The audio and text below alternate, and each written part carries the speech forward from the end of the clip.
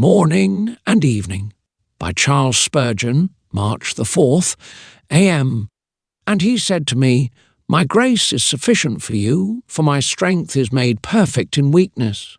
Therefore, most gladly, I will rather boast in my infirmities, that the power of Christ may rest upon me.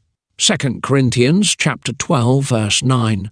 If none of God's saints were poor and tried, we should not know half so well the consolations of divine grace. When we find the wanderer who has not where to lay his head, who yet can say, Still will I trust in the Lord, or when we see the pauper starving on bread and water, who still glories in Jesus, when we see the bereaved widow overwhelmed in affliction, and yet having faith in Christ, oh, what honour it reflects on the gospel!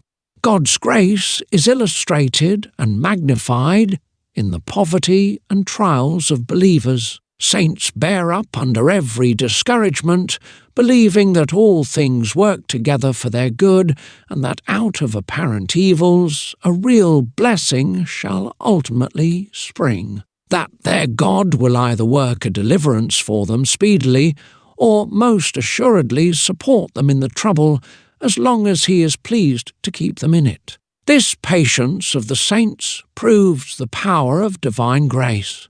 There is a lighthouse out at sea. It is a calm night.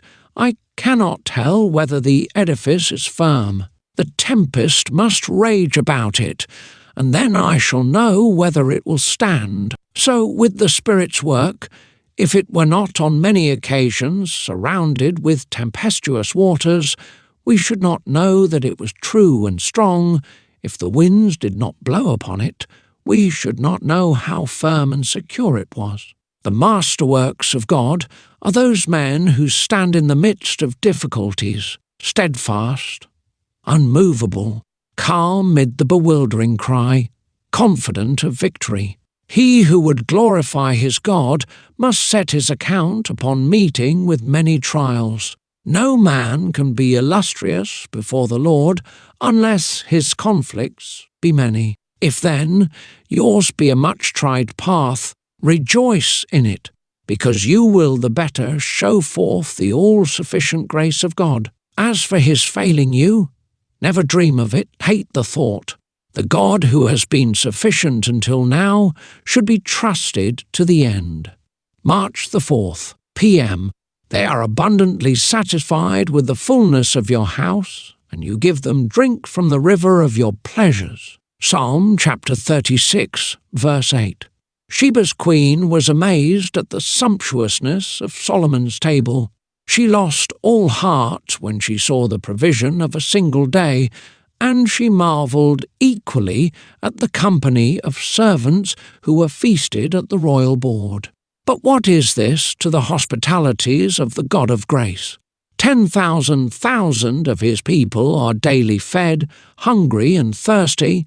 They bring large appetites with them to the banquet. But not one of them returns unsatisfied. There is enough for each, enough for all, enough for evermore. Though the host that feed at Jehovah's table is countless as the stars of heaven, yet each one has his portion of meat.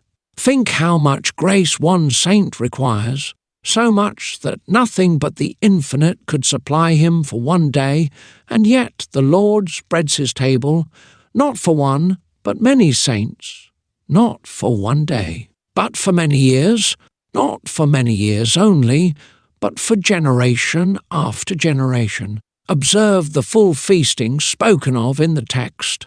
The guests at Mercy's banquet are satisfied, nay, more abundantly satisfied, and that not with ordinary fare, but with fatness, the peculiar fatness of God's own house. And such feasting is guaranteed by a faithful promise to all those children of men who put their trust under the shadow of Jehovah's wings. I once thought if I might but get the broken meat at God's back door of grace, I should be satisfied, like the woman who said, The dogs eat of the crumbs that fall from the master's table. But no child of God is ever served with scraps and leavings, Like Mephibosheth, they all eat from the king's own table. In matters of grace, we all have Benjamin's mess. We all have 10 times more than we could have expected, and though our necessities are great, yet are we often amazed at the marvellous plenty of grace which God gives us experimentally to enjoy. Today, dear brothers and sisters, may you find encouragement and comfort in the Lord Jesus Christ.